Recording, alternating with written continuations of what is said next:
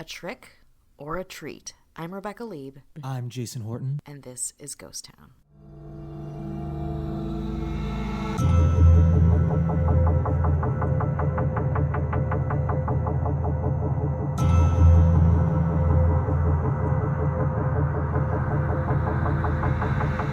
So holidays are generally pretty contentious. People have their own ideas of what they want to do on the holidays, what their specific traditions are, like what is good, what is bad. That guacamole has too many chunks in it. There are way too many seeds in that poppy seed muffin, whatever.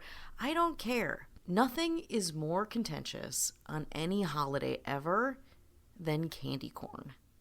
And today, the day that I'm recording this, the 30th, is National Candy Corn Day. It is celebrating the confection that is candy corn, its history, its identity. It was created by the National Confectioners Association. And tomorrow, which by the time you hear this, Halloween will be over, but we'll be celebrating Halloween. And there'll be candy corn aplenty everywhere. And it will be amazing. Now, again, candy corn is a very heated topic, which is why it's this Friday's fail. 9 billion pieces of candy corn are made annually, and honestly, I assume that people eat them once a year, unless you like weird seasonal candy corn, like red and white and green ones for Christmas, or like pink ones on Valentine's Day. I don't know. I only eat them once a year, and I enjoy them. I'll admit it. I'll be the first to admit it, okay? You can burn me at the stake. Jason, how do you feel about candy corn? I feel like candy corn is the Nickelback of candy, and I don't think Nickelback is great. I also don't think they're the worst either, and candy corn is fine. I mean, I don't love it, but I don't mind it. I feel like there's worse candy out there. And when is anyone eating it anyway beside Halloween for the most part? I don't know. I think it's something that people have kind of latched onto, and the more people do it, the more people latch onto it, how terrible it is. But it's sugar and flavor. I don't know. It's fine. I have something that's calorie-free and good for you, according to leading health professionals. Patreon.com/GhostTownPod. Tons of bonus episodes, and it helps us do more things because things cost money.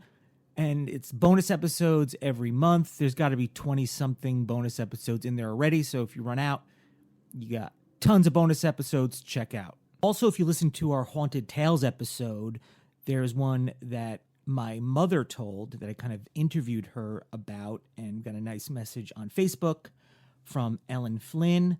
I'm going to take out some of the information that kind of indicates personal information for her. I just don't know if she wants me mentioning it, but this is in response to that. And my mother was very critical hearing herself on a podcast, like talking about describing things that weren't necessary, but she's an amateur. What are we gonna, there's nothing we can do about that. No, she did great. It's just weird to hear yourself, I guess, on a podcast when you've never heard yourself on a podcast.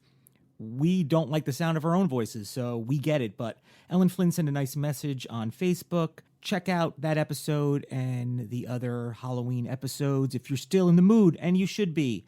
Hi, Jason. Well, how surprised I was to be listening to your current episode and hear Maywood. I grew up in Maywood. I lived there from, I'm not going to say the dates, but I'm going to say it was around the time that I also lived there.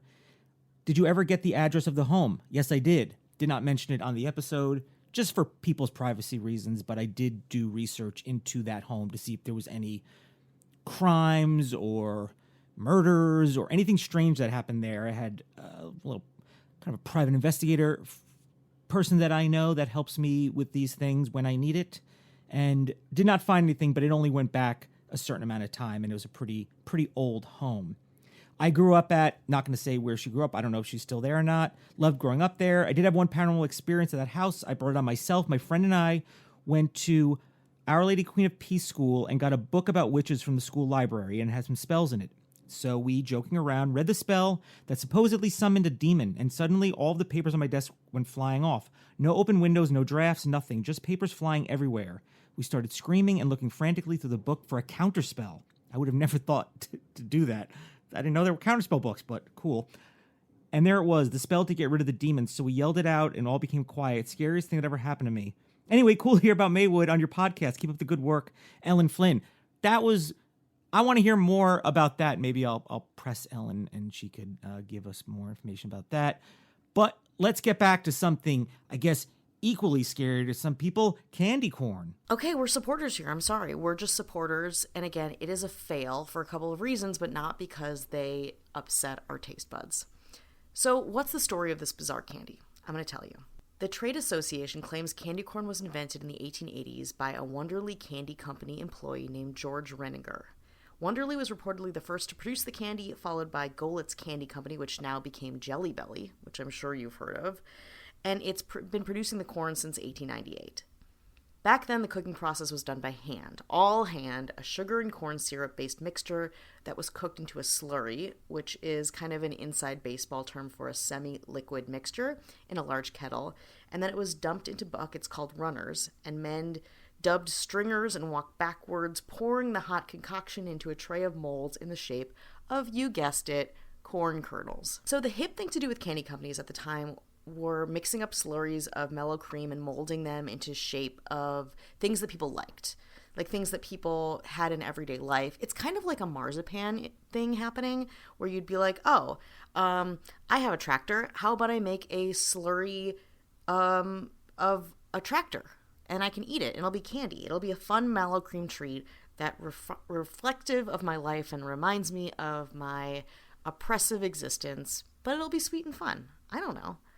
So they made all kinds of molds into the shape of pumpkins, chestnuts, turnips, and other agricultural products because farmers made up about half of the American labor force, so companies marketed agriculture-themed candies to children in farm country all year round. Candy corn was nicknamed chicken feed in the 1920s and sold in a box with a rooster on the front. Before World War I, people didn't think of corn food as human food. People thought of corn that was something that, roosters and birds would consume. We've come a long way, So turn of the century, however, the hip thing to do with candy companies were, again, to do this, to make these little things. And even after World War I, candy corn maintained its association with chickens. Package of Goelitz's candy corn from the 1920s displayed a rooster and the motto, King of Candy Corn Fields. It was nicknamed chicken feed in the 1920s and sold, again, as a little box with a little rooster on it. Candy corn then evolved a little bit to become a common penny candy. Those were the types of treats kids would buy in bulk for very little money. They're kind of like the Smarties of the 1920s and 30s. Gross, cheap, but you know what? Doable in a pinch. Kids most likely thought of these candies as something like to eat after school. They were kind of snacks year-round. They weren't really associated with Halloween specifically. They were at Halloween parties, but they were also at big holidays like Thanksgiving and Easter. What really changed candy corn into Halloween candy was that Halloween itself changed. Halloween became more of a consumer-based holiday. Again, this is post-war holidays in America. Halloween before was really more about the tradition. It was more about mythology. It was more about folklore around scary things, scary places, scary experiences. It wasn't really transactional or really consumerist in its root. But in America, again, with this booming market that was becoming more centered around A, products that were mass consumed, and B, just a giant overflow of population, Halloween became a candy holiday. It was a very big 1950s trend to give people candy on Halloween, to have Halloween themed things that were gifts, and the whole trick-or-treating as a whole. That's really rooted, again, in European folklore and culture, but we don't see the same type of zealous going to people's doors, collecting candy that we ever did until America in the 1950s. And then it spread across Europe as well. So there was a dramatic spike in October of advertising candy corn, which kind of was this vestigial part of the agricultural, fun, theme candies from the turn of the century. So today, candy corn is made with machines churning out more than 35 million pounds of candy every year. Sugar and corn syrup are blended, gelatin and sugar are whipped with air, and a fondant is added, followed by yellow and orange coloring. So the fondant, it's again, the same kind of like marzipan quality that you would think with a cake.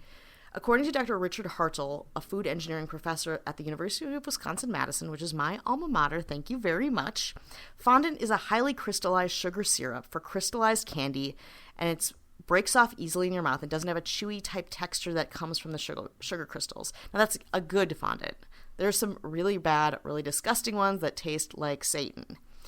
Brock's Candy Factory's cornstarch molding machine puts cornstarch in trays of 1,200 individual molds and moves them along a conveyor belt as a triangle-shaped air nozzle mixes extra cornstarch and layers of white, orange, and yellow liquids are injected in that order.